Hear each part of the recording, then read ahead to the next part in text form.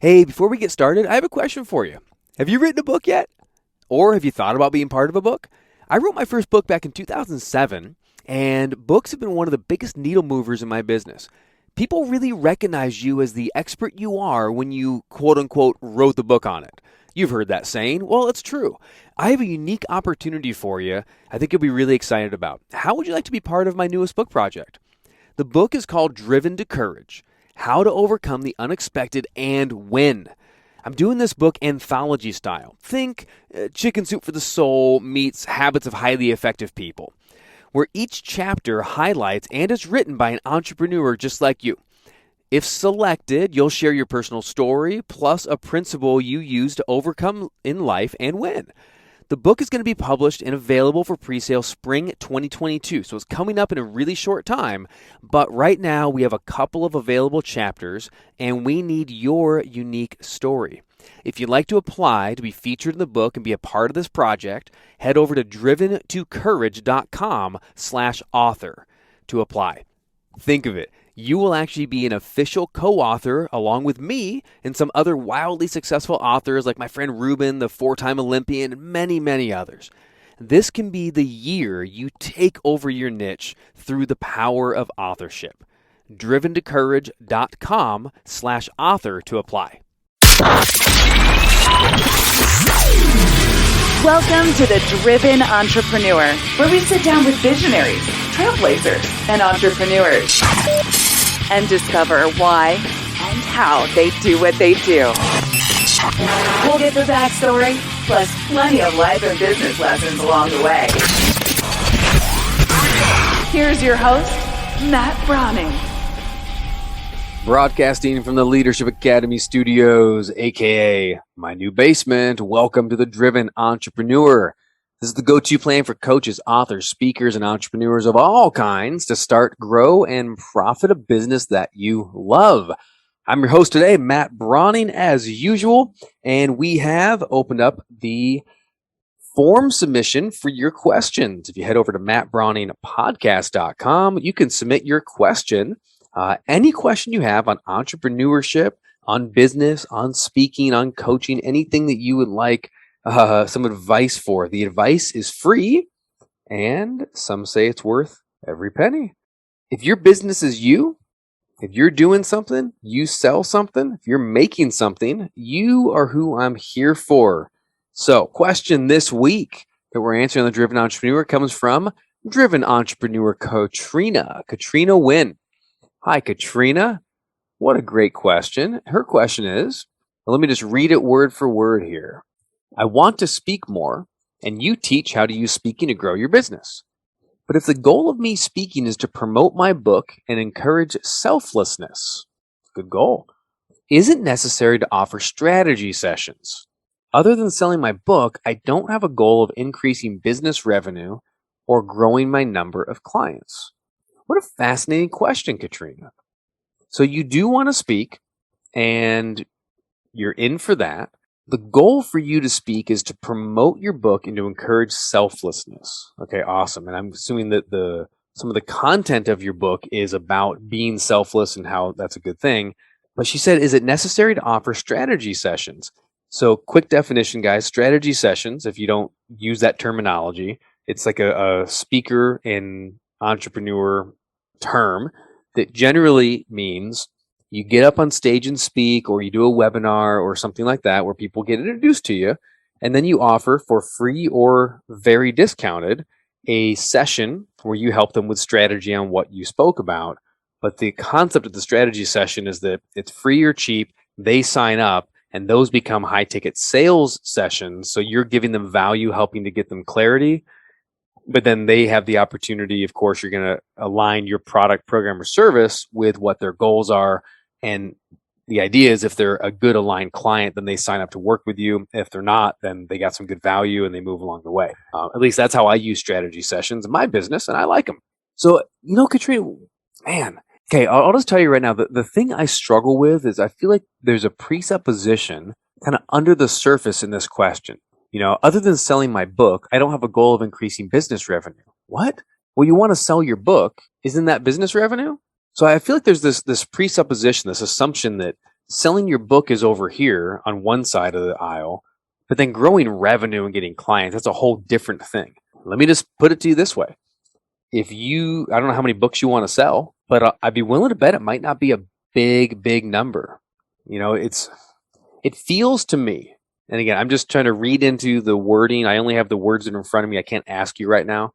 But it feels to me like it's like two separate goals. Like selling the book is really about selflessness and about getting the message out there, right? It's about, hey, I want to help people with this book. But then business revenue, getting clients is like you selling. So maybe it feels like one is good and one is bad. Again, I might be way off, but this is more, you asked the question, so I'm doing my best to answer it.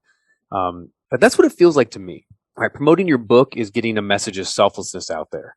Getting business revenue is you being selfish. So I just want to challenge you, in case I'm anywhere near close on this, I want to challenge you that selling your book and increasing revenue by working with clients are both selfish and they're both selfless. They're both selfish because when you sell books, you make money, right? Okay. And when you get clients, you make money. They're both selfish. Now, they're also both selfless because when you sell a book, you get that message of selflessness, easy for me to say, out into the world. And when you get a new client or you grow business revenue, what do you do with that revenue?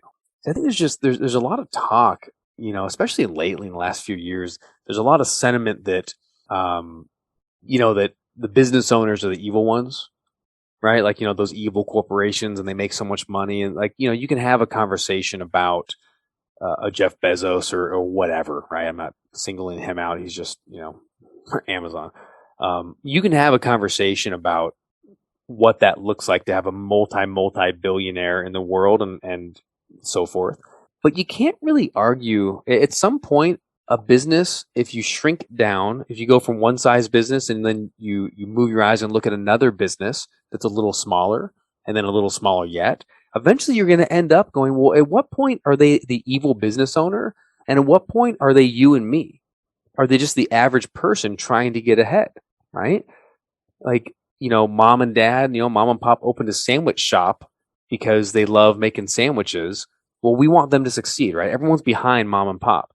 But then mom and pop do well because they have a great sandwich recipe and they have great customer service and they actually care and they work hard. And they open up a second shop and a third. And all of a sudden, eventually, when does it become, oh, this is Subway, Jimmy John's, or, fill in the blank. I like both of those places. But, at what point is it, oh, this is this big chain I deserve and they shouldn't. And how dare they not pay this? And how come they don't do that? And again, I'm not picking on any of the brands. But right at some point, mom and pop become successful. Why is it as a society that so many people, they have this invisible line in the sand of success? And it's like, you can be successful, but only that much, whatever this invisible line is. And once you cross that line, now you're one of them. Now you're the evil rich people.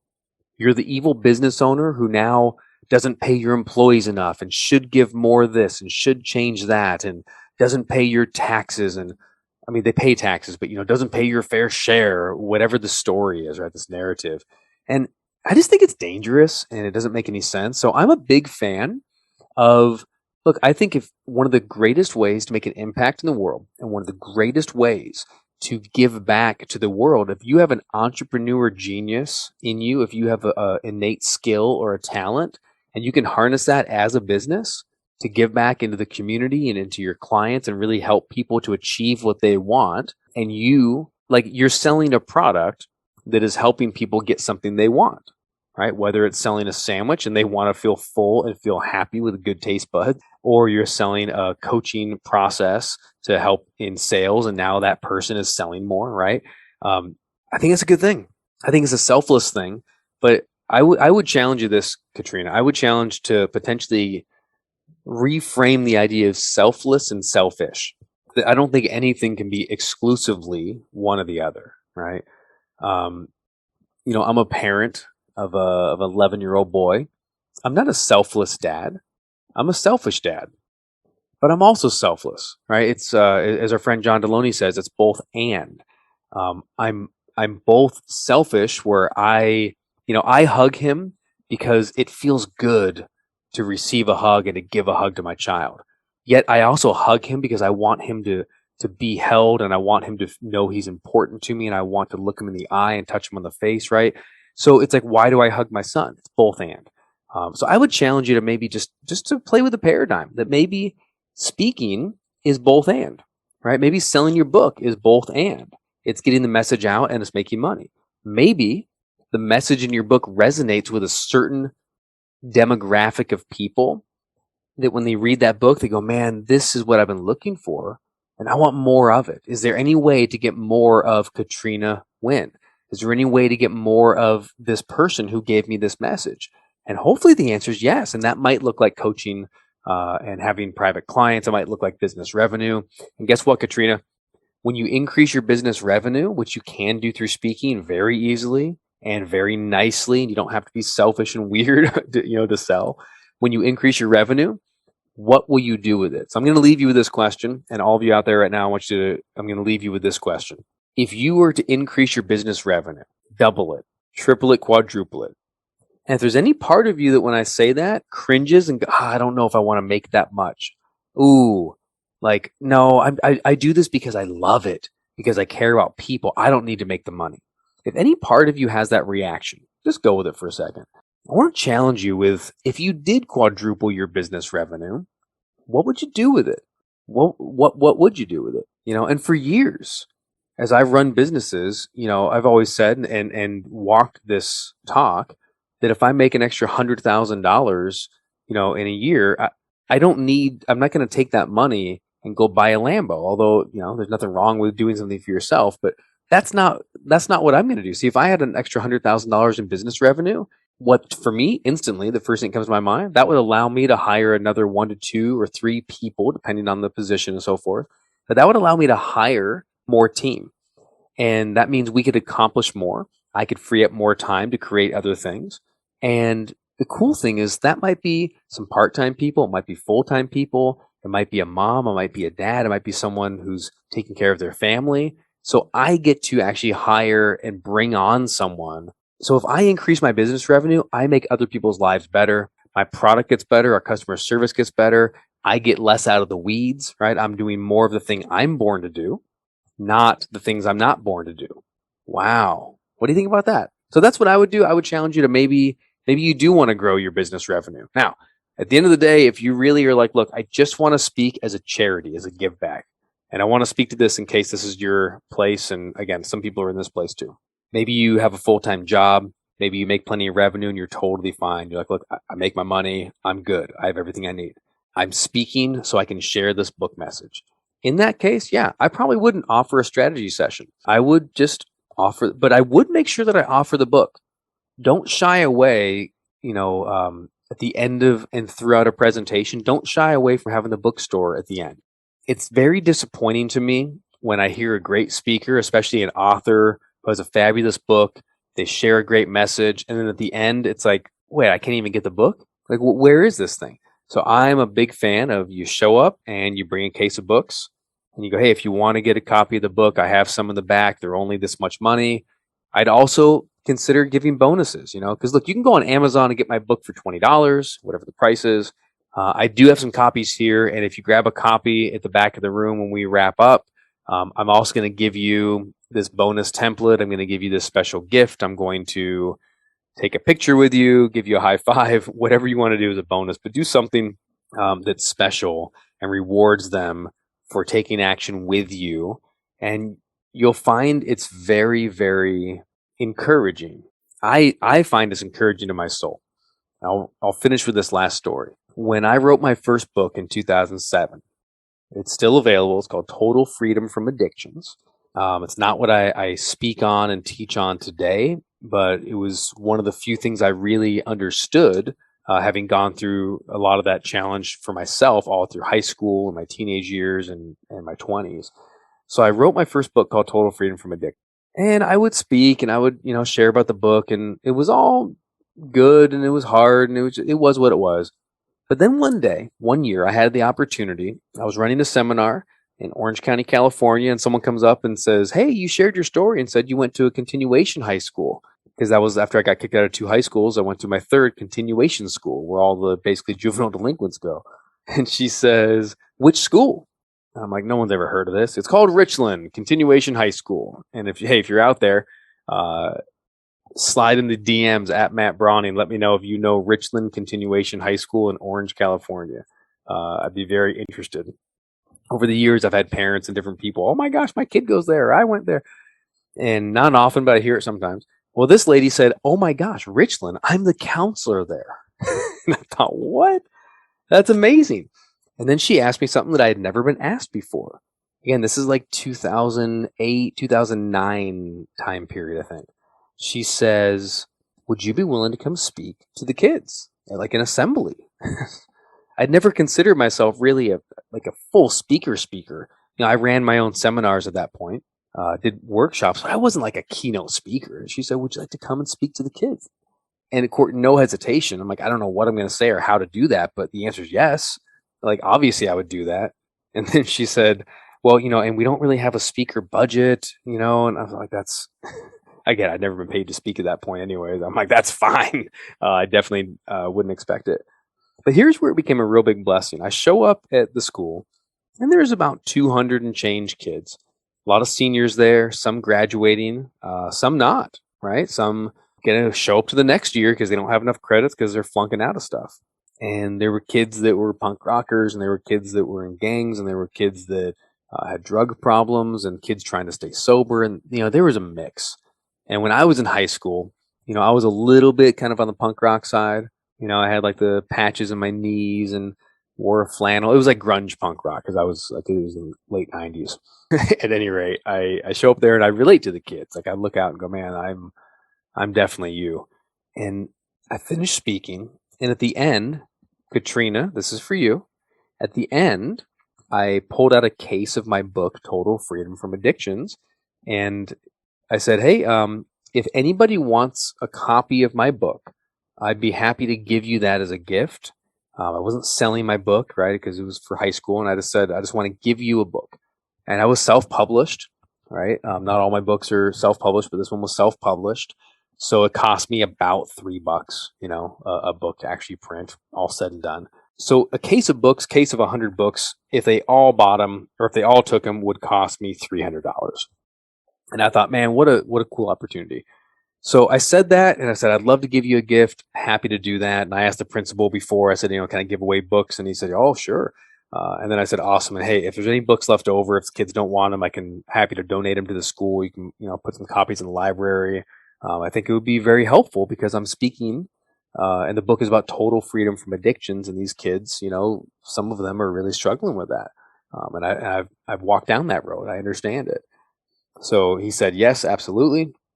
And when I finished speaking, the kids were getting up, and then a kid came over to me, and I won't share the whole story here, but he was a little scary and a little intimidating, kind of a gangbanger style, dressed. He was about 6 feet tall, and I'm 5'8", with shoes on a good day on my tippy toes.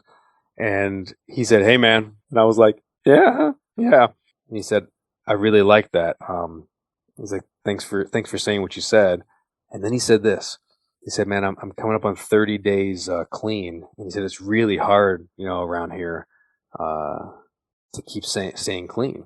And I got to encourage him, and I got to build him up and tell him how proud of him I am, and encourage him to keep going. And then his tone kind of changed, and he was like, "So could I get one of those books?" I'm like, "Yeah." And this is the very first time this ever happened to me. And I'll never forget it for the rest of my life. He looked, and he kind of cocked his head to the side, and he said, this tough 17-year-old gangbanger kid cocked his head to the side and says, "Would you sign it for me?" And I lost it. I'm like, I don't know what to do with that. This is it, right? This is why I wrote the book, because I want this moment with this kid, that this could be a pivotal moment that he can change his life. And that's why we do what we do. So I was like, I'm just like tearing up. I'm like, "Yeah, here you go." And I signed, 3 pages worth. And like, I'm so proud of you, and you're going to do so great. And anyway, and I wrote a whole thesis for him. And then behind him was a little girl about 5'0", it was like all punk rocked out. And she had a similar story and said she was coming up on 90 days clean. She wanted to thank me for speaking. And by the time I finished talking with her and giving her a book, I looked behind her and there was just a line of kids. It was probably 100 and something deep. And every kid, I just stayed there for an hour. And I don't know if it's because they didn't want to go back to class or if they actually wanted to say something and get a book, but I gave out almost that entire case of books, and I had just a handful left to donate to the library. It was one of the most impactful afternoons I had had. I mean, still to this day, and this was well over a decade ago. So Katrina and everyone, if you have a message, if you have a book, if you have a message, if you have a word that you just know you need to share with the world, please don't hold it back. Get out there and do it. Share it. Do something impactful because you are born for impact. You have something inside you, and don't let it die inside you. Let it get out and let it impact the people that you were born to impact. That's all I'm going to say. Katrina, good luck. I hope you continue speaking, and I certainly hope that you give away books and maybe even increase your business revenue while you make an impact. Thanks for listening to the show. Remember, if you have a question, head over to mattbrowningpodcast.com. Click on at the very top. You'll see Real Obvious. You'll see Submit a Question. Submit a question. I want to highlight you, highlight your business, and I want to answer your question live on the air. And hey, a shout out again. Thank you to Katrina Nguyen, who asked the question this round. And if you want to follow Katrina, if you want to see what she's up to with this book and the selflessness, you can find her on Facebook at Faithful to Fitness. That should be good. Facebook.com/Faithful to Fitness with the number 2. And her book is, she has a Live to Give, an inspirational memoir about freedom, faith, and selflessness. Very cool. So if you want to check out Katrina's memoir, it's Faithful to Fitness. Hey, I'm at Matt Brauning on all social media. You can follow the show at mattbrowningpodcast.com. And we are out of time. Get out there this weekend as per usual, my friends, and stay driven. I'll see you next week where I answer your questions one more time. Bye-bye.